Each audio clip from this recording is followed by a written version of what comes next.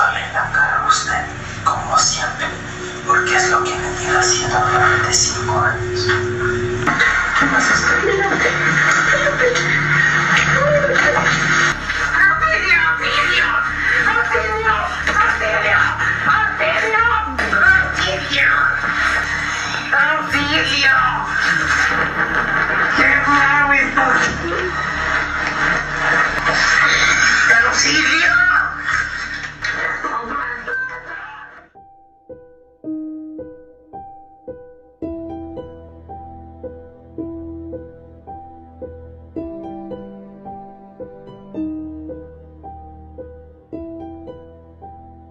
Hola a todos, bienvenidos nuevamente al canal, esperamos que se encuentren muy bien. Nosotros como siempre, contentos de estar nuevamente con ustedes y agradecidos de que nos vean donde quiera que se encuentren. El día de hoy les presentamos un nuevo caso, esta vez ocurrido en Ecuador. Es el caso de la abogada María Belén Bernal. Nuevamente muchas gracias por apoyar el canal. No te olvides de suscribirte y dejarnos tu me gusta. El caso de María Belén Bernal. María Belén Bernal Otavalo nació el 14 de marzo de 1988 en la ciudad ecuatoriana de Quito. Su madre es Elizabeth Otavalo, una mujer trabajadora que con mucho esfuerzo pudo sacarla adelante. Con relación a su padre no encontramos datos. Desde pequeña María Belén le gustaba defender a las personas y le molestaban mucho las injusticias, por lo que cuando creció decidió estudiar Derecho en la Facultad de Jurisprudencia de la Universidad Central, donde se graduó como abogada. Obtuvo una especialidad y un magíster en Derecho Penal en la Universidad Andina Simón Bolívar. Tuvo una relación con un hombre cuyo nombre se desconoce y producto de ese vínculo tuvo a su hijo Isaac en 2009. Sin embargo, esta relación no funcionó. Posteriormente, María Belén conoció a Germán Fernando Cáceres del Salto, un cadete que había iniciado su carrera policial en 2015 en el distrito Quitumbe de Quito, provincia de Pichincha. El hombre era el menor de la familia Cáceres, conformada por 3 hermanas y su madre Anabel. Los destinos de ambos se cruzaron a raíz de un robo del cual fue víctima la familia Bernal, y la persona asignada para atender el caso fue Germán. Comenzaron a frecuentarse, se enamoraron y decidieron irse a vivir juntos. En octubre de 2017 decidieron dar un paso más allá y se casaron. Vivían en la zona de Conocoto en el sur de Quito. Su familia la completaba Isaac, quien para ese momento tenía 7 años, y veía a Germán como un padre. Según los registros de la Secretaría de Educación Superior, Ciencia y Tecnología, Germán obtuvo el grado de tecnólogo en Seguridad Pública por parte del Instituto Tecnológico Superior de la Policía Nacional. Luego de eso pasó a ser subteniente desde 2018 hasta 2020, bajo el cargo de policía preventivo en diferentes lugares como Guayaquil, Quito y Loreto. En 2021 ascendió al rango de teniente y ostentaba el cargo de instructor de la Escuela Superior de Policía General Alberto Enríquez Gallo, ubicado en Pomansky, al norte de Quito. A la par de su esposo, la carrera de María Belén también iba en ascenso, gracias a una especialización en litigación oral en la Escuela de Leyes en California, Estados Unidos. Logró hacerse de un gran prestigio como abogada. También ganó casos importantes como el del hombre llamado Alejandro Palis, que murió luego de ser atropellado por una patrulla de la Agencia Metropolitana de Tránsito de Quito. María Belén logró demostrar la culpabilidad de los agentes en el hecho. La abogada también trabajaba para la firma de defensa Penal Group y formaba parte del grupo de 6 mujeres que llevaban casos enfocados mayormente en materia penal y de agresión sexual, violencia contra mujeres y pensión de alimentos, entre otros. Debido a su trabajo, la profesional del derecho era blanco de constantes amenazas. La evidencia de esta situación quedó grabada en un video de TikTok que publicó a mediados de 2021, en el cual nombraba a varias personas a quienes responsabilizaba por cualquier daño que pudiera ocurrirle. 2 meses después a la mujer le quitaron la vida, pero nada tenían que ver los enemigos conocidos, pues quien atentó contra su vida fue la persona en quien ella más confiaba. Los hechos inician así la noche del sábado 10 de septiembre, cuando un grupo de oficiales y cadetes, entre ellas una llamada Jocelyn Brigitte Sánchez, asistieron a una fiesta en la sede policial donde todos prestaban servicio. Germán estaba de guardia ese fin de semana y debía permanecer en su sitio de trabajo. Según le dijo a María Belén durante el festejo, El teniente había bebido mucho y le había propuesto a Jocelyn, con quien presuntamente tenía un amorío, que se encontraran en su dormitorio. Cuando llegaron al dormitorio de la escuela, Germán presuntamente recibió una llamada y le pidió a Jocelyn que lo esperara en la otra recámara, porque su esposa estaba por llegar, y en efecto así ocurrió. María Belén ingresó al edificio poco después de la 1 de la madrugada para llevarle comida a su esposo. Sin embargo, apenas lo vio, inmediatamente se dio cuenta que tenía unas marcas recientes de besos en el cuello y comenzó a reclamarle al respecto, lo cual generó una fuerte discusión entre ellos. En medio de la pelea, el funcionario la golpeó con rudeza. Su furia era tal que no se detuvo durante al menos unos 20 minutos. En todo ese tiempo la mujer gritaba pidiendo ayuda. Afuera del dormitorio se escuchaba todo, pero ninguno de los presentes actuó. Al cabo de un rato los gritos terminaron y todo se volvió en silencio. Durante esa madrugada el hombre entró y salió varias veces de la sede de policía para deshacerse del cuerpo de su esposa y de cualquier evidencia que lo pudiera incriminar. También intentó armar una coartada. Esa madrugada ocurrieron hechos muy irregulares. Los compañeros de Germán fueron testigos de una agresión. Escucharon a María Belén gritar y pedir ayuda, y ninguno actuó. Además, todos los hechos se registraron cuando en el sitio se realizaba una fiesta en la cual habían superiores presentes. Cuando todo esto trascendió, la policía quedó en el ojo del huracán ante la opinión pública, ya que el día lunes 12 de septiembre, la madre de María Belén recibió una llamada que cambiaría su vida por completo. Alrededor de las 2 de la tarde, su yerno la llamó para preguntarle si su hija estaba con ella. El hombre le dijo a su suegra que su esposa no había vuelto a casa luego de una pelea que habían tenido mientras se dirigían a su domicilio, la tarde del 11 de septiembre. Al enterarse de esto, inmediatamente Elizabeth llamó a su hija, pero ésta no respondía a las llamadas ni los mensajes. Es entonces que la desesperada madre se comunicó con varios amigos de María Belén, pero ninguno sabía de su paradero. Tras los intentos fallidos por encontrarla, la mujer llamó a su yerno para pedirle que denunciara la desaparición, pero el teniente se excusó diciendo que su superior no le permitiría salir de su trabajo para cumplir con esa diligencia. Elizabeth, que nunca se rendía, se comunicó con uno de los superiores de Germán para que le permitiera formular la denuncia, y así ocurrió. Pasadas las 5 de la tarde de ese día lunes, la desaparición de María Belén se volvió oficial y comenzó su búsqueda. Como parte de la investigación, el martes 13 de septiembre, Germán llegó a la unidad de personas desaparecidas de la Fiscalía de Ecuador para dar su versión de los hechos. De acuerdo con sus declaraciones, luego de la fiesta él se encontró con su esposa en la comandancia y pasaron la noche juntos. Refirió que tuvo que salir varias veces esa madrugada por motivos de trabajo y durante ese tiempo su esposa permanecía en el comando, de donde salieron juntos la tarde del 11 de septiembre. Luego sostuvieron una discusión que terminó con María Belén bajándose del auto y yéndose en un taxi en plena avenida Simón Bolívar. Desde entonces supuestamente no la volvió a ver. Los cuerpos policiales hasta ese momento solo tenían la versión del esposo, quien era una persona de interés, pues fue el último que estuvo con ella antes de desaparecer. Germán, debido a esto, fue retenido dentro de la fiscalía mientras los detectives comenzaban a indagar un poco más. En medio de las pesquisas obtuvieron detalles que resultaban muy llamativos. Las grabaciones de las cámaras de seguridad de la institución policial mostraban al teniente saliendo esa madrugada en 2 ocasiones.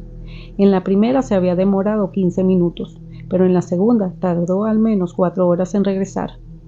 En ese intervalo, Germán se comunicó varias veces con una cadete llamada Nadesha, amiga de Jocelyn. En las grabaciones se podía ver al hombre algo desorientado, por lo que los investigadores presumían que estaba bajo los efectos del alcohol. También detectaron una irregularidad significativa en la sede policial. Aunque la centinela registró el ingreso de María Belén, nunca se inscribió su salida, que era una norma obligatoria. De inmediato los investigadores pensaron que algo andaba muy mal. ¿Cómo fue que nadie vio salir a María Belén del comando, ni estaba inscrita en el registro? Y en caso de que la dejaran irse, ella debía anotar la salida. Esto era algo fuera de la ley. Todos los detalles apuntaban hacia Germán, pero luego de permanecer 8 horas retenido bajo la sospecha, fue puesto en libertad, pues el fiscal no encontró elementos suficientes para pedir prisión preventiva. En las afueras del edificio lo esperaban sus padres y su hermana Anabel Cristina, a quien le dijo que se iría a casa a descansar. Luego de esto desapareció en su motocicleta sin dejar rastro. Durante las siguientes horas, los investigadores interrogaron a algunos testigos que estuvieron presentes en la comandancia en la madrugada en que ocurrieron los hechos, entre ellos la cadete Jocelyn, quien dijo en su primera versión que ella se encontraba en el cuarto contiguo y escuchó golpes, patadas y empujones contra la puerta. Luego todo quedó en silencio. Un rato después, presuntamente, vio a Germán subir un bulto envuelto en una cobija en el auto de María Belén. Uno de los testigos más importantes fue el teniente Alfonso Sebastián Camacho Vizcarra, quien se desempeñaba como agente investigador antisecuestro del cuerpo policial y estaba en la escuela esa madrugada. El funcionario relató que desde su habitación, la número 33, escuchó ruidos extraños que surgían del dormitorio 34. Al acercarse y abrir la puerta, vio un cuerpo tendido acostado inmóvil, y también vio a Germán, que le dijo que se fuera y que no se metiera porque eran problemas de marido y mujer.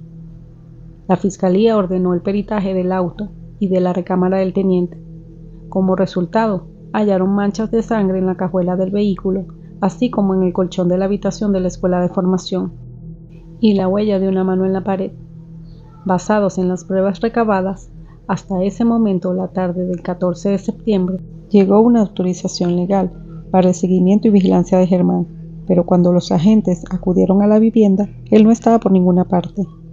La fiscalía responsabilizó a la policía de no haber vigilado como se les pidió, pero la institución señaló que la orden había llegado después de que él ya se había escapado. El secretario de Seguridad en ese momento, Diego Ordóñez, y el entonces ministro del Interior, Patricio Carrillo, ya estaban en la mira de la opinión pública por el mal manejo del caso. En el afán por encontrarlo, el Ministerio del Interior publicó su rostro en redes sociales y ofreció una recompensa de hasta $20,000 a quien suministrara información valiosa sobre su ubicación. En el afiche con la fotografía del sospechoso, decía que la institución no descansaría hasta estar con él y con María Belén, quien tampoco hasta el momento había podido ser localizada. El viernes 16 de septiembre acudió a las oficinas del Ministerio Público la hermana del teniente, quien dijo que lo había visto la última vez el día 13 de septiembre cuando salió de dar sus declaraciones. En los días posteriores, el Ministerio de Justicia de Ecuador declaró ante los medios de comunicación que el caso de la abogada dejaba entredicho la labor de la policía y advirtió que rodarían cabezas. Se comprometió ante el país a encontrar a María Belén y a Germán y anunció que de ahí en adelante la Escuela Superior de Policías sería dirigida por mujeres. Por su parte, el comandante general de la policía, Fausto Salinas, anunció el inicio de un proceso administrativo en contra de 12 de los miembros de la institución con rangos entre coronel y sargento. Todos ellos estuvieron presentes la noche de los hechos y guardaron silencio cómplice o no intervinieron oportunamente. Con la presión de la opinión pública sobre el caso, la policía desplegó centenares de uniformados para buscar a María Belén y a Germán. En los barridos que los oficiales hicieron en las zonas aledañas a la escuela superior, también participó la madre de la joven, quien reclamó que los oficiales no estaban buscando eficientemente a su hija. El rostro entristecido de Elizabeth quedó grabado en la mente de quienes seguían de cerca el caso de la desaparición de su hija. Ella dejó su trabajo para participar en las búsquedas en quebradas y zonas montañosas de Quito. Además, encabezó a diario plantones para exigir que María Belén apareciera. En una entrevista con el medio digital La Posta, Elizabeth contó, tras conocerse la desaparición, que hubo agentes policiales que ingresaron al dormitorio de su yerno y encontraron manchas de sangre, pero cuando se preparaban para tomar las muestras, él se opuso y dijo que necesitaban una orden de allanamiento. Esta muestra no se pudo tomar y era evidencia importante. Muy dolida además por la fuga del principal sospechoso, indicó que desde el primer momento ella le pidió a la policía y a la fiscal que lo detuvieran, pero nadie hizo nada, y por culpa de ellos en ese momento el hombre estaba prófugo. El 17 de septiembre la Fiscalía General del Estado solicitó la práctica de varias diligencias investigativas que concluyeron con la formulación de cargos contra la cadete Jocelyn, bajo la figura legal de desaparición involuntaria. Durante la formulación de cargos, el fiscal de la Unidad de Personas Desaparecidas, Giovanni García, expuso los elementos de convicción que hacían presumir que Jocelyn tuvo un grado de participación en la desaparición de la abogada, cuyo paradero se desconocía hasta ese momento. El tribunal dictó medidas de prisión preventiva para el aspirante a policía. El primer abogado que tuvo la cadete, Gonzalo Realpe, indicó que se presentaría una vea corpus para que su clienta fuera liberada, pues dijo que esa estaba detenida solamente por tener una relación sentimental fugaz con el principal sospechoso. Por su parte, la madre de Jocelyn señaló que su hija era víctima del teniente y del Estado y pidió que fuera liberada. Dijo que el oficial la acosaba y que eso no se podía llamar un amorío. Cuando se cumplieron los 11 días de la desaparición de María Belén, Elizabeth escribió en Twitter un reclamo a las autoridades, que no habían dado respuestas sobre el paradero de Germán y tampoco habían encontrado a su hija.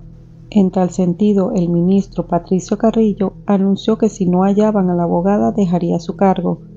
Unas horas después de esas declaraciones, la Fiscalía anunció que en el Cerro Casitagua, a 10 minutos de la Escuela Superior de Policía, habían encontrado unos restos humanos, los cuales fueron trasladados hasta la morgue para hacer las pruebas de reconocimiento y los exámenes forenses de rigor. Aunque inicialmente las autoridades no confirmaron si correspondían a la joven abogada, horas más tarde el presidente de Ecuador, Guillermo Lasso, confirmó la noticia a través de sus redes sociales. De hecho, fue su madre quien la reconoció por la ropa que usaba y por un tatuaje. El mandatario nacional advirtió que el crimen no quedaría impune y todos los responsables serían sometidos a la ley. Además, envió unas palabras de condolencia al hijo de 13 años de María Belén y a su madre Elizabeth.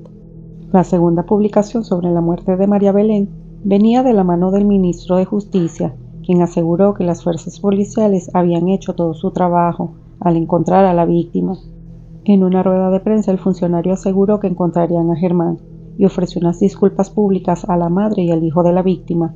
Mientras el ministro hablaba con los medios de comunicación, en el centro norte de Quito, centenares de ciudadanos se congregaban para exigir al Estado que la muerte de María Belén no quedara impune.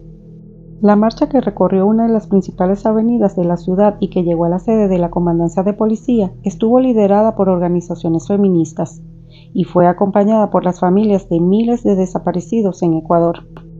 Pedimos justicia, gritamos por cada desaparecida, que nuestra es fuerte, nos queremos vivas, que caiga con fuerza el feminicida.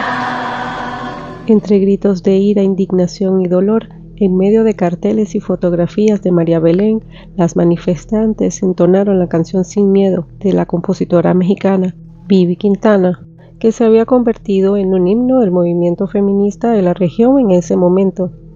Con adaptaciones para el caso ecuatoriano, entonaron una y otra vez pidiendo justicia.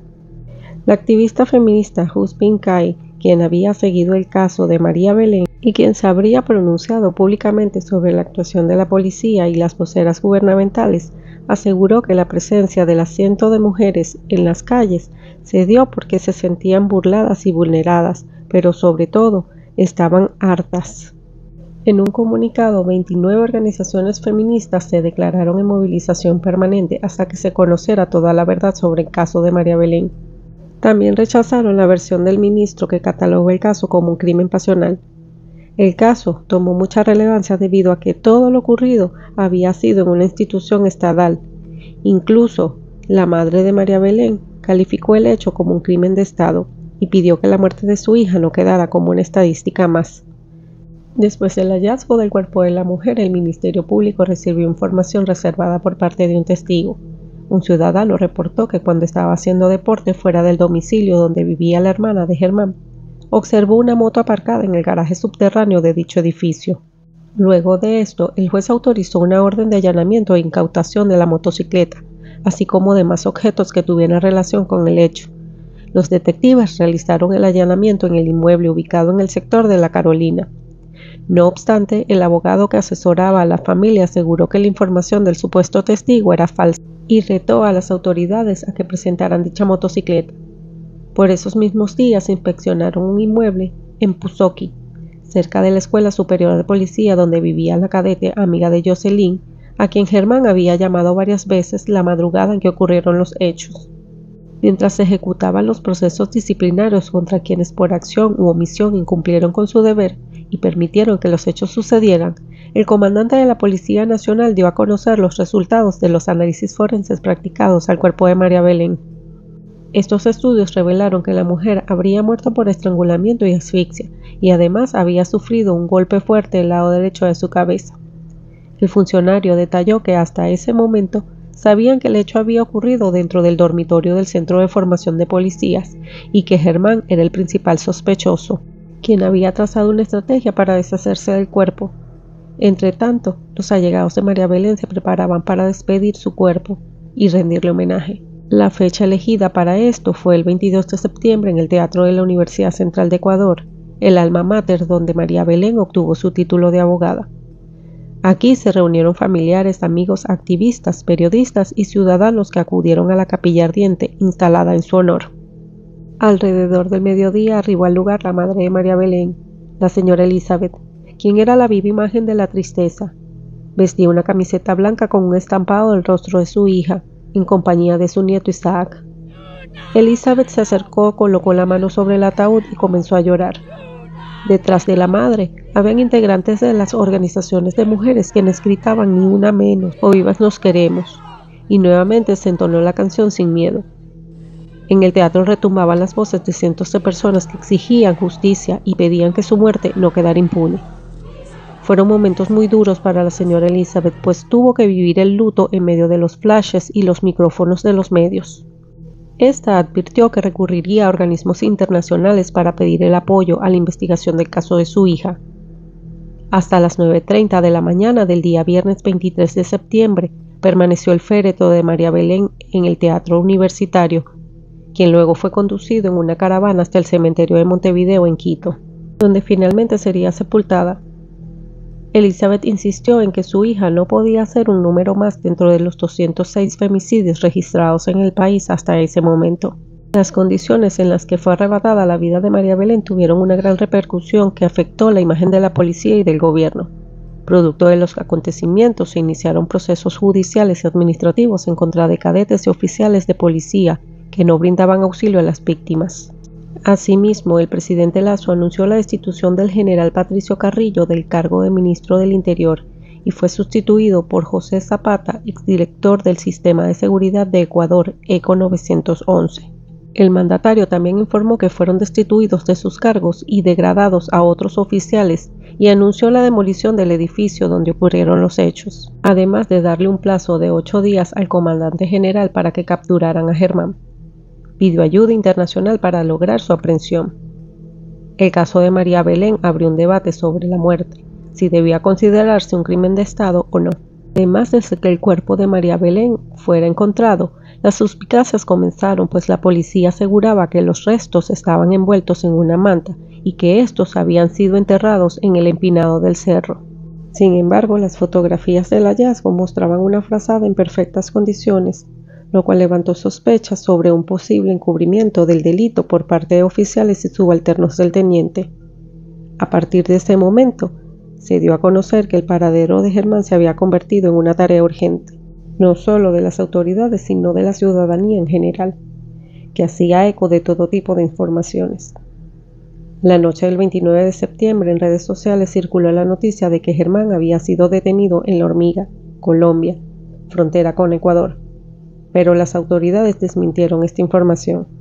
Mientras continuaban los cuestionamientos en torno al caso, a finales de septiembre la Interpol emitió una alerta roja para capturar a Germán, quien era buscado en más de 195 países. Hasta ese momento lo que había existido era una notificación azul con la que se pretendía recopilar información sobre su ubicación. Con el cambio de notificación roja ahora se ordenaba la detención inmediata y se informaba que Germán era requerido por la justicia para enfrentarlo a la acusación de un delito de femicidio en contra de su esposa. Entre tanto, las autoridades continuaban el rastreo del hombre y lograban determinar mediante cámaras y controles fronterizos, junto a la cooperación internacional, que éste habría huido hasta Colombia en una motocicleta y tras arribar a Antioquia se le perdió el rastro. En el vecino país se activaron todas las alarmas ante la presencia de Germán. Expertos internacionales de la Comisión Interamericana de Derechos Humanos se unieron a la investigación del caso.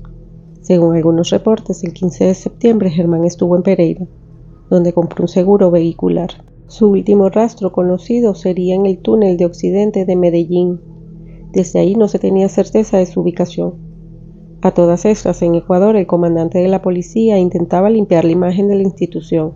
Este comunicó que existían varias unidades desplegadas en varios países y aseguró que Germán, convertido para entonces en el hombre más buscado de Ecuador, no había tenido ninguna conducta inapropiada antes de quitarle la vida a su esposo y que incluso había pasado todas las pruebas psicológicas para los ascensos policiales. Refirió que tampoco tenía antecedentes delictivos salvo 7 multas de tránsito por conducir sin licencia, manejar sin cinturón de seguridad y acelerar en curvas. Anunció además que se había iniciado un proceso administrativo para darle de baja de las filas policiales. Cuando finalizaba el mes de octubre surgió un elemento sumamente llamativo en el caso de la cadete Jocelyn. El relato de sus declaraciones iniciales serían cambiadas y acudió a la fiscalía en compañía de un nuevo abogado, Juan Aldaz, para ampliar su testimonio, en el cual sostuvo que en su primera declaración fue presionada por 2 oficiales. Según esta, la obligaron a decir que ella había visto y escuchado algo de lo que sucedió en las instalaciones de la escuela policial, pero en realidad ella no había escuchado nada porque se había quedado dormida. Según su representante legal, a ella no le constaba nada de lo sucedido a María Belén, por ende no tenía que estar vinculada a la causa. Señaló que Jocelyn proporcionó nombres y rangos de oficiales activos que la presionaron. Esta información constaba en el expediente del fiscal. Fueron objeto de presión, dando además los nombres de 2 oficiales de la policía que así habrían actuado influyendo en ella en su primera versión, indicando que ella tenía que atribuirse el hecho de que había escuchado o visto algo relativo a ese tema. El tribunal negó la apelación hecha para la defensa del cese de prisión preventivo que la cadete Jocelyn cumplía. Elizabeth, quien estuvo presente para escuchar las nuevas declaraciones de la cadete, reclamó indignada en las afueras del Ministerio Público, porque a su juicio, Jocelyn estaba encubriendo Ella el crimen dijo de que su quería hija. colaborar, pues no colaboró.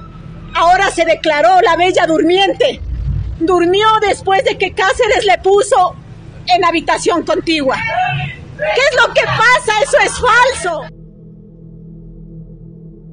Uno de los abogados de la familia Bernal, Jesús López, también cuestionó el cambio de la versión de la cadete. No obstante, aseguró que esto no alteraba nada la situación procesal, ya que existían pruebas y otras versiones que corroboraban lo que Jocelyn había dicho inicialmente. Para empeorar la situación de estrés de Elizabeth y sumando un nuevo detalle negativo a la actitud policial, en noviembre de ese año el Instituto de Seguridad de la Policía Nacional anunció que la casa donde vivía María Belén con su hijo y su esposo serían embargadas, ya que Germán no aparecía y era un bien adquirido por el matrimonio. Alegaban que ella estaba muerta y que él continuaba prófugo de la justicia. Ante esto, Elizabeth, quien quedó a cargo de la custodia de su nieto de 13 años, pidió que la ayudaran, pues el menor, quien ya había perdido a su madre, quien era el sustento de su hogar, se quedaría también sin casa. En medio de todo este clima de dolor por las pérdidas humanas y materiales, el proceso judicial proseguía, y si bien Germán estaba prófugo, quienes lo protegían por acción u omisión estaban siendo juzgados. El 14 de diciembre se realizó en la Casa de la Justicia la audiencia de vinculación a proceso del teniente Alfonso Camacho, el tercer implicado en el femicidio de María Belén. Durante la diligencia, la fiscal del caso, Isabel Jiménez, presentó los lineamientos que sustentaban su imputación y solicitó la prisión preventiva, alegando que el acusado no impidió un acontecimiento delictivo cuando tenía la obligación jurídica de hacerlo. El imputado habría incurrido en una conducta omisiva al incumplir con lo que se determinaba en el Código Orgánico de Entidades de Seguridad Ciudadana y de Orden Público, en cuanto a que tenía el deber de intervenir desde su posición garante para impedir un delito. Según la acusación, la pericia e inspección ocular técnica determinó que la pared que dividía la recámara de Alfonso y de Germán tenía un grosor mínimo, por ende, debía escuchar cuando a la mujer se le estaba quitando la vida del otro lado. Por otro lado, la abogada del teniente, Gladys Terán, alegó que no existía una sola prueba de que su cliente hubiera tenido responsabilidad en el crimen, ni por acción ni por omisión. La versión del imputado era que luego de acudir a la habitación de Germán y que éste le dijera que no se entrometiera en sus problemas de pareja, regresó a su habitación y llamó a un teniente de apellido Pichayo, a quien informó sobre la situación inusual, pero éste le dijo que no era un delito. Y le dice, lárgate, si no quieres tener problemas, cierra la puerta y ándate. Él cierra la puerta, se va a su habitación e inmediatamente tenemos el registro de la llamada a la 1:21 de la mañana del día 11, en la que él se comunica con su superior, el teniente Pillajo, y le informa de una situación inusual, no de un delito, de una situación inusual que estaba pasando. Tras escuchar las versiones y luego de analizar las pruebas, un juez de violencia contra la mujer consideró que no había suficientes elementos para privarlo de la libertad. En consecuencia, dispuso de otras medidas contra Alfonso, entre ellas la presentación a fiscalía todos los días laborales, colocación de un dispositivo de vigilancia electrónico y la prohibición de la salida del país. Tras culminar la audiencia, Elizabeth, quien estaba a las afueras de la Casa de Justicia, cuestionó el dictamen advirtiendo que su hija le habían quitado la vida y que Alfonso nunca la ayudó, por lo tanto era igual de responsable que Germán. En los registros de la página policial, Alfonso figuraba como agente hasta octubre de 2022, por lo que se presumía que podía estar entre los 9 oficiales destituidos. Cuando estaba a punto de concluir el año, se produjo la noticia que Elizabeth y el pueblo ecuatoriano esperaban. Luego de permanecer más de 100 días prófugos de la justicia, el 30 de diciembre, bajo la Operación Rescate a Ecuador Impacto 226, la policía local, la Fiscalía de Colombia y Ecuador lograron la captura de Germán en el municipio de Palomino, en el departamento de La Guajira, en el territorio colombiano. En la aprehensión también participó personal de inteligencia del ejército y el servicio de Marshals, una agencia de alguaciles de Estados Unidos, quienes trasladaron a Germán a un búnker de la Fiscalía de Colombia. La noticia de la detención fue anunciada por el presidente de Ecuador, quien reconoció el trabajo conjunto de las entidades de ambos países. Acabamos de capturar y trasladar al Ecuador al principal sospechoso del femicidio de María Belén Bernal. Muchos creían que la policía lo quería encubrir y que el gobierno no hacía nada. El recién nombrado ministro de Justicia, José Zapata, informó que Germán sería trasladado a Santa Marta y después a Bogotá para iniciar los trámites relativos a su deportación. Por su parte, el canciller de Ecuador, Juan Carlos Holguín, aseguró que las misiones diplomáticas trabajaban conjuntamente para que el retorno fuera lo antes posible. No quiso adelantar cuánto tiempo tardaría, pues primero el detenido debía ser entregado a las autoridades policiales de Colombia. Una vez se confirmó la captura, la madre de María Belén aseguró sentirse sorprendida y advirtió que esperaba viajar a Colombia con el apoyo de algunas organizaciones de mujeres. Pidió a las autoridades que tuvieran a Germán a resguardo para evitar que se escapara o intentara quitarse la vida. Por su parte, el presidente también se pronunció sobre la captura y el trabajo realizado por las fiscalías de ambos países. Reafirmó que estaba tomando todas las precauciones necesarias para preservar la seguridad y asegurar que Germán enfrentará a la justicia en Ecuador. Finalmente, el 3 de enero de 2023, luego de coordinar varias reuniones, se realizó el traslado de Germán a suelo ecuatoriano, en un avión policial colombiano. Su expulsión del país se dio luego de que un juez de familia en Ecuador sustentara los motivos por los cuales era requerido. Dicha medida también implicaba que el hombre tenía prohibido el ingreso a Colombia los próximos 10 años a partir de la fecha de salida. El acusado arribó al aeropuerto de Quito custodiado por un contingente de oficiales de la Interpol y agentes de Colombia y Ecuador. Elizabeth aguardaba la llegada del sujeto para que respondiera por qué le había quitado la vida a su hija, pero no le permitieron acercarse. Al mundo, verdad y justicia por mi hija. Si le tuviera de frente, ¿qué le dijeron? ¿Por qué? ¿Por qué la mataste? No era necesario. No debiste matarle a mi hija. En el mismo aeropuerto se ejecutó la boleta de detención en su contra por el delito de femicidio y otras acusaciones por fraude. De inmediato fue llevado a la prisión de máxima seguridad La Roca en Guayaquil. La mañana del 6 de enero, en una conferencia de prensa, la policía de Ecuador detalló cómo se realizó el trabajo interinstitucional para poder lograr la captura de Germán. Según los datos, el 14 de septiembre de 2022, Germán salió de Ecuador cruzando el puente de Rumichaca, en la frontera norte del país, y cruzó el peaje El Placer en el departamento de Nariño, en Colombia. Las cámaras de vigilancia captaron a Germán mientras atravesaba el país en su motocicleta. En Pereira intentó comprar un seguro obligatorio de accidentes de tránsito que todo propietario debía tener, pero no lo obtuvo porque su moto no tenía placas. Fue captado por las cámaras de vigilancia mientras ingresaba al túnel de Occidente en la vía Medellín-Santa Fe de Antioquia. No portaba maletas, iba solo. La noche del 15 de septiembre pernoctó en la localidad de Chirigodo, un municipio de Colombia en la región de Urabá, en el departamento de Antioquia. De acuerdo con la policía de Ecuador, desde esa fecha, el hombre permaneció una semana en la localidad de Barbosa, en el extremo sur del departamento de Santander, a 385 kilómetros de Quito. El 23 de septiembre se trasladó hacia el norte de Colombia. Allí se registró una llamada realizada desde el teléfono que el sujeto portaba hasta Ecuador. El 2 de octubre, el bloque de búsqueda encargado del caso realizó trabajos de campo en varios lugares y para el 19 de noviembre se realizó una geolocalización en La Guajira Palomino. Con base en sus registros telefónicos, 10 días después, la Unidad Nacional de Intervención y Rescate de la Policía de Ecuador habló con un testigo que aportó información fundamental. El 30 de noviembre, el bloque de búsqueda de la Policía de Ecuador llegó a Medellín, donde obtuvo información relevante con números telefónicos y lugares donde él se reunía. Luego de varias reuniones y rastreos, el Cuerpo de Técnicos de Investigaciones de Colombia, la Unidad de Investigación de Fugitivos de la Interpol y el Servicio de Alguaciles de los Estados Unidos viajaron a Santa Marta, donde se produjo la captura de Germán. Según revelaron las autoridades, el hombre trabajaba en la barra de un bar en un hostal en las playas de Palomino, donde se hacía pasar por otra persona a través de una documentación falsa. Además, este había cambiado su apariencia física para que no lo reconocieran.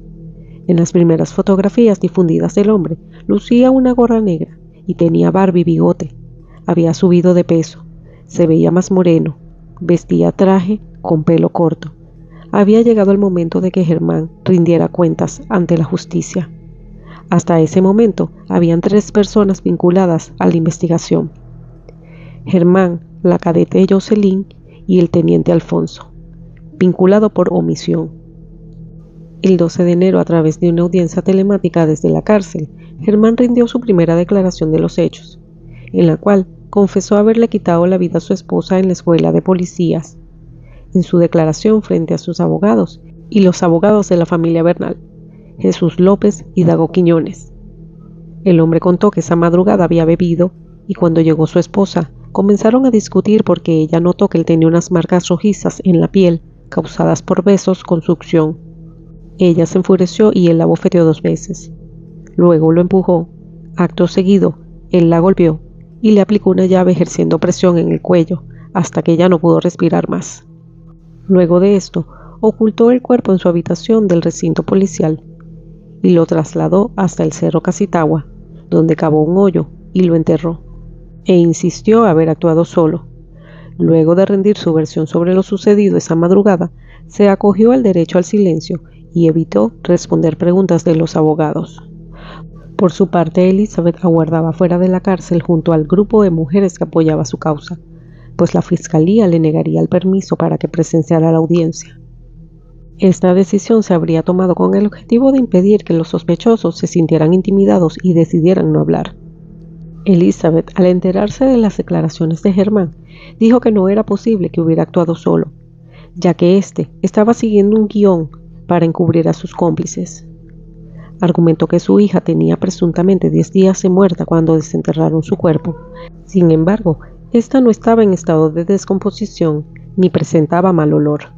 Por estas razones, ella creía que el cuerpo había sido enterrado poco antes del hallazgo y que alguien había ayudado a Germán a ocultarlo. Durante todo este tiempo se le preguntó qué le diría si tuviera el acceso a él.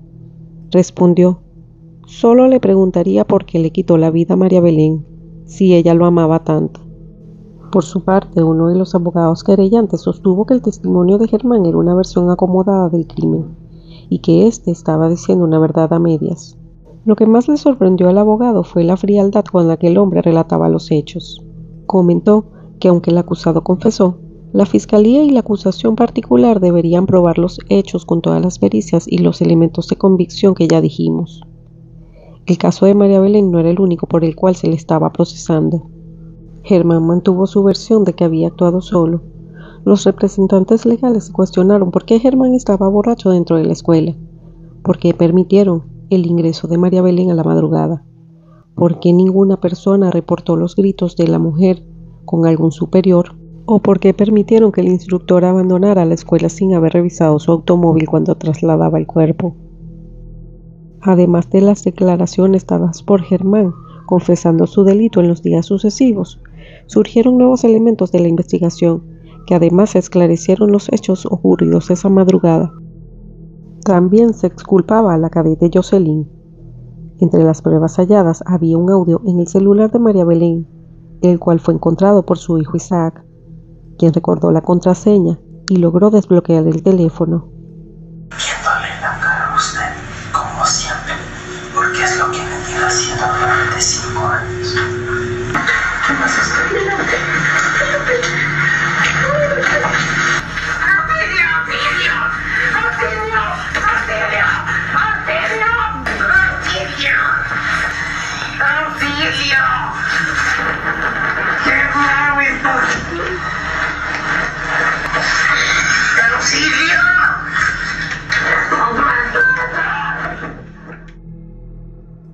Según la grabación, mientras su marido la sofocaba con una llave y le impedía respirar, ella intentaba completar frases pero no podía. A pesar de ello, continuó suplicando por ayuda, y en 10 ocasiones dijo «auxilio, me matan», hasta que su voz se apagó, y la grabación quedó en silencio. Esta nueva prueba reafirmaba la declaración hecha por Germán a la Fiscalía, quien solicitó al juez especializado en violencia contra la mujer y miembros del núcleo familiar revocar las medidas cautelares dispuestas para Jocelyn.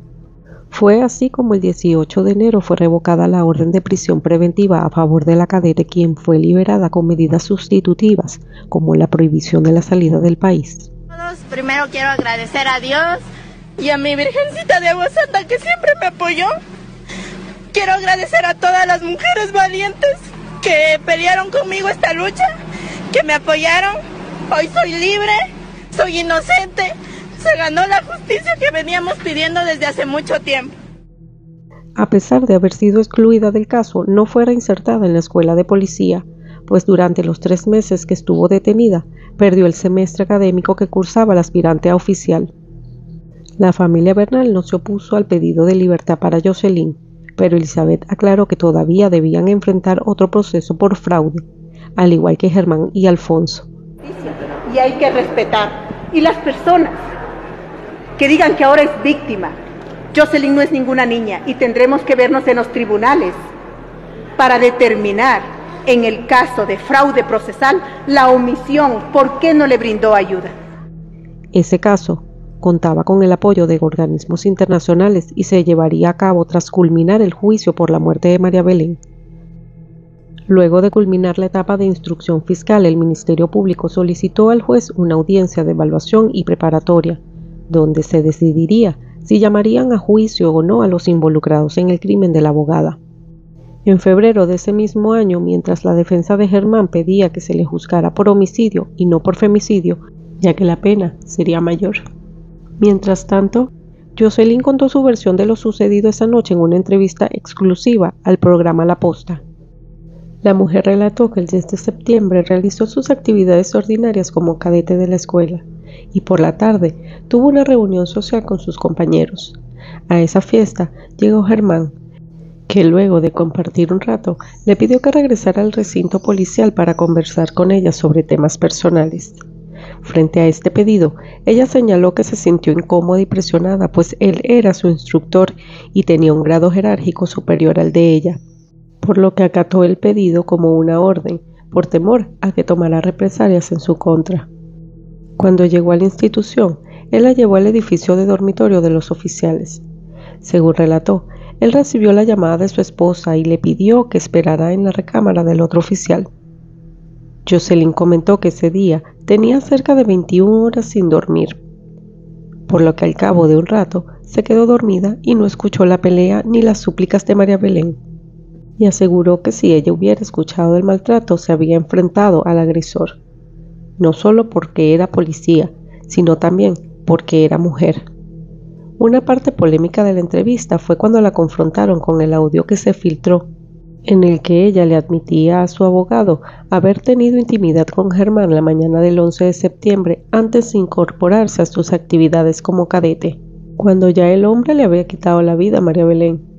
Dijo que su ex abogado había grabado el audio de manera ilegal y que además le había hecho preguntas que no eran relevantes y que esperaba que las autoridades le retiraran la licencia como litigante, pues había violado con esto el pacto de confidencialidad del abogado al cliente. Mira, Doménica, sobre el audio hay muchísimas cosas que decir. La primera es que el señor Henry Moscoso grabó el audio de una manera ilegal. Es un audio ilegal, es un audio mutilado. La segunda es que entiendo yo que este audio ha merecido el rechazo y el repudio de toda la sociedad, ya que pese a que yo me encontraba en una situación de vulnerabilidad, este señor se dedicó a hacerme preguntas fuera de lugar. Es por esto que yo realmente no me quiero referir a más cosas que se dicen en ese audio. Además, el audio priva la confidencialidad de abogado-cliente, y es por eso que yo tengo entendido que está siendo investigado por Fiscalía. Y yo no emitiré ningún juicio de valor. La justicia seguía avanzando, y el 23 de febrero, luego de analizar más de 100 pruebas, se presentó la acusación en contra de Germán y Alfonso. Allí, el juez de la Unidad de Violencia contra la Mujer, Edwin Gallo, elevó la causa a juicio y Germán fue acusado por la Fiscalía como autor del delito de femicidio, y Alfonso fue llevado como autor directo por omisión de ese mismo ilícito. Unas semanas antes de que comenzara el juicio, en abril, hubo un motín en el penal donde Germán se encontraba recluido, que dejó un saldo de 3 reclusos muertos pertenecientes a una banda de narcotraficantes. Ante esto, las autoridades decidieron trasladarlo a la cárcel 4 en Quito para poder garantizar su seguridad, ya que este recinto fue diseñado para albergar a policías y militares encarcelados por diferentes motivos, también por seguridad. El tribunal decidió que el acusado compareciera ante el juzgado de manera virtual. Es así como el 15 de mayo de 2023 finalmente se dio inicio al juicio por el crimen de María Belén, al cual Germán asistiría a través de videoconferencia. Durante el debate, la Fiscalía hizo una reconstrucción de los hechos en los cuales los 2 imputados eran responsables de haberle quitado la vida a María Belén. Asimismo, la acusación subió al estrado a varios testigos, mientras que el abogado de Germán, Sebastián Espinosa, quiso anular todo el proceso alegando que su cliente nunca había tenido una defensa justa. Sin embargo, esta estrategia legal no le funcionó, pues el tribunal de causa le denegó la petición tras culminar la primera audiencia. Por su parte, Elizabeth pedía a la ciudadanía que no la dejaran sola durante el proceso para obtener justicia por su hija. Señaló que si bien María Belén no regresaría, todo su caso debía marcar un precedente para las demás mujeres. Mientras tanto, el representante legal de Germán comentó a la prensa que aún no se habían evaluado muchos testimonios ni peritajes. Luego, agregó algo que sorprendió a todos los presentes. Dijo que su cliente no era autor confeso, ya que su versión inicial fue libre y voluntaria, y que se podía cambiar. No es autor confeso, la versión es libre, voluntaria y se puede cambiar. O sea, usted no va a mantener se le va a cambiar no la les versión. no les puedo informar por estrategia de defensa. En tal sentido, Jesús López, jurista de la familia Bernal, manifestó que en la audiencia solicitaron la pena máxima de 34 años y 8 meses para Germán por el delito de femicidio con agravantes, además de una reparación económica. Para el teniente Alfonso solicitaron de 22 a 26 años de prisión. Al respecto, indicó que el tribunal debía hacer un análisis con base en los parámetros establecidos por la Corte Interamericana de Derechos Humanos, pero ya estos habían hecho un cálculo tomando en cuenta los ingresos de María Belén, los cuales eran de $3,000 a $4,000 mensuales. Asimismo, indicaron que para que nunca se olvidara este atroz hecho cometido en el recinto policial, fuera colocado un busto de María Belén en el exterior del bloque 3, conocido como el Castillo de Grécol, por tratarse de un caso caratulado como violencia de género. Las audiencias eran reservadas, pero varios medios lograron obtener las declaraciones hechas por Germán. En esta, le pedía disculpas a la familia de María Belén y mencionó que llegó a querer al hijo de esta como suyo y admitiría que se le había ido la mano esa madrugada en la escuela de policía. No obstante, intentó justificar sus acciones alegando que María Belén era agresiva y que lo había golpeado, y alegó que él solo trataba de controlarla. El caso fue muy llamativo en todos los sentidos, incluso por la cantidad de declarantes durante los primeros 3 días del juicio, ya que la fiscalía presentó 52 testigos para respaldar su acusación. El 19 de mayo estaba prevista la audiencia para juzgar a los 2 imputados. Sin embargo, se suspendió por la ausencia de los 4 abogados de Germán. Ante semejante falta de respeto, la Corte les impuso una multa de 2 salarios básicos, $900. El abogado querellante Jesús López consideró como demasiada coincidencia el hecho de que ninguno se presentara el último día de la audiencia de juzgamiento. La fallida audiencia se retomó el 25 de mayo en el Complejo Judicial Norte de Quito, donde la madre de María Belén y otras mujeres se concentraron a las afueras del tribunal con pancartas, tambores, megáfonos y muchas consignas, junto a cánticos que se hiciera justicia. Asimismo, amigos y familiares de Alfonso se dieron cita en el lugar para mostrar su apoyo y pedir la liberación. Mi nombre es Olga Vizcarra, soy madre del teniente Camacho. Y ellos tienen todas las pruebas. Esperamos que solamente actúen con transparencia, con la verdad, con la justicia. Creo que es justo porque es una persona inocente. Así se hayan dicho muchísimas cosas. Él es inocente. La madre del hombre, Olga Vizcarra, aseguró ante los medios que su hijo era inocente. Mientras amigos y familiares de uno y otro lado esperaban el desenlace del caso, en la sala del tribunal se tomaban decisiones importantes, luego de que las partes procesales expusieran sus alegatos. Es así como finalmente el proceso llegó a su fin y el tribunal declaró a Germán Fernando Cáceres del Salto culpable de los hechos que se le imputaban. Fue sentenciado a 34 años y 8 meses de cárcel y además debía pagar $234.600 a la familia de María Belén como reparación económica. En el caso del teniente Alfonso Camacho, el tribunal lo encontró inocente de la supuesta omisión de funciones, un fallo que luego fue apelado por los abogados de la familia de María Belén. Tras conocerse la sentencia, Elizabeth señaló ante los medios que el fallo no le devolvería a su hija, pero sí se sentía conforme, pues Germán había recibido la pena máxima. Recordó que aún quedaba pendiente el proceso por fraude, por lo que pidió apoyo a los organismos internacionales para que le ayudaran con este nuevo caso. En cuanto a la investigación por el presunto delito de fraude procesal, hasta principios de julio de 2023, cuando estamos realizando esta investigación, no se ha resuelto. Lamentablemente para el entorno y la familia de María Belén Bernal, esta tragedia cambió por completo su vida. Desde ese fatídico 11 de septiembre de 2022, tuvieron que lidiar con la pérdida, la exposición pública, la tragedia, pero peor aún, enfrentar campañas de desprestigio por parte de mujeres que a través de cuentas de redes sociales defendían a Germán y la acusaban de ser una mujer problemática. Elizabeth se decidió a exigir transparencia y justicia, la cual llegó finalmente y hoy en día continúa en las calles apoyando a otras mujeres víctimas de violencia.